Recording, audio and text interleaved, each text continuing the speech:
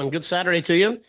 This is, I believe, Power Hour 227. So we've done about 227 of these 1 hour deals. And I want to go through the format of the show. I did say it earlier, but just in case you joined now.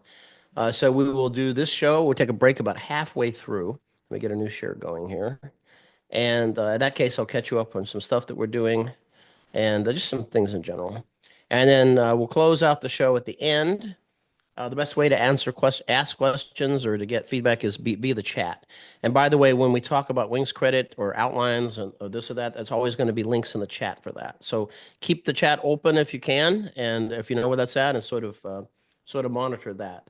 If you put in Wings credit in as a like you put your name in or something, we don't take those. So but you have to go through the. It's just too much to do. So basically, if you click the link, there's an email collection system that will collect your email, and then you'll get credit like in a day or two. So that's basically the way that works. And we'll go over that many times, but I just want to let you know that ahead of time. So, and then in the second hour, if you're still around, we'll go through the chat, make sure all the questions get answered. And then after that, we'll open up the room for general discussion. So that usually takes up to into the third hour, and sometimes even past that. So, but I keep the room open pretty long. So if you have things on your mind, you have a question about this content, anything really, it could be something else as well. There's no real, as long as it's related to flight training, it's fine, right? That's really the main thing. Okay, so we'll start to get after it here, I guess. So welcome if you're new. If you've been here for a while, then you kind of know what's happening. So we have 426 of you today, which is about what I estimated that, or I didn't estimate 426, but I said about 400. And there's likely to be some more. And then next week we have the power hours on basically on check rides. And I was a previous DPE for 11 years. I did lots. I did 3,000 for the FAA, about 300 initial CFIs. So I can answer those questions. And then we'll have some other people on who are current DPEs and sort of go through that whole thing. And that will be good use of the second and third hour, right? Because we'll have a chance to open the mics up and people can ask very specific questions.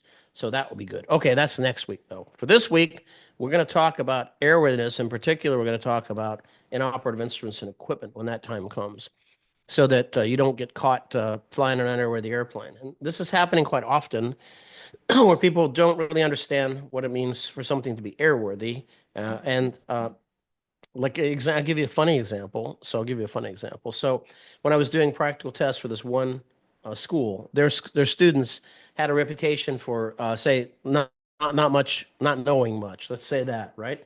And so I go to do this test, and the very first thing I do on the oral exam was to say, using the maintenance records, can demonstrate how the airplane's airworthy for today's test. And the guy puts a a big old box with all kinds of stuff. Look like chewing gum wrappers and receipts and staple things and books in there. And he says, it's airworthy. And he puts the box down. I'm like, well, I said, well, how, can you demonstrate? He said, well, I just said it's airworthy. Here's all the stuff to prove it's airworthy. And yeah, but you have to show that. You have to dig through there and find the appropriate records. And he's like, huh? He said, but it's airworthy. I said, how do you know it's airworthy? Well, they told me. I'm like, okay, who's they? And so anyway, he managed to find the annual inspection. That's it. That whole thing. So that didn't go very well. So we want to get past that, right? Want to get to a happy spot where you can demonstrate the airworthiness of an airplane. And if there's inoperative instruments and equipment in the airplane, you'll know, number one, what to do about it if you find one that's in op, and you also then be able to operate, if it's possible, to operate it in such a way that it's a legal operation. Okay, so that's a main thing we want to get through today. And I have a bunch of tools in there. Now there's a supplemental thing I'll have to put in the chat for you myself, because I didn't give it to Nick, but I didn't want to give it now. But it's basically a summary document. I'm giving you the outline. You'll have all that, but I created another outline for part of another course that we make, and it goes through airworthiness a bit, and it also there are legal interpretations in there about things that might not be obvious. So that's probably around 60, 70, about 30 pages or so. I'll put it in the text, so I don't want to confuse it with the main presentation. So when we get there at the very end of this presentation, we'll talk about some of the important legal interpretations that addressed all this, right? So anyway, we'll get to it, and hopefully there'll be some good response after we're done. So anyway, this is the idea. So this is in our topic on regulations, and we're going to talk about airworthiness and inoperative instruments and equipment. And so I say, how well do you know? And my observation is not very well. So it's sometimes it's important to say what's the deal, right? So what's the hard part?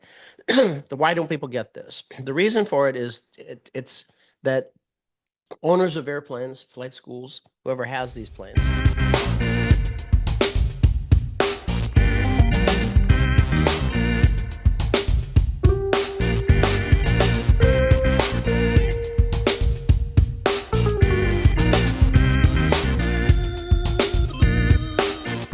5 from CFI Boot Camp in Miami Beach, Florida. This is the Power Hour. Welcome.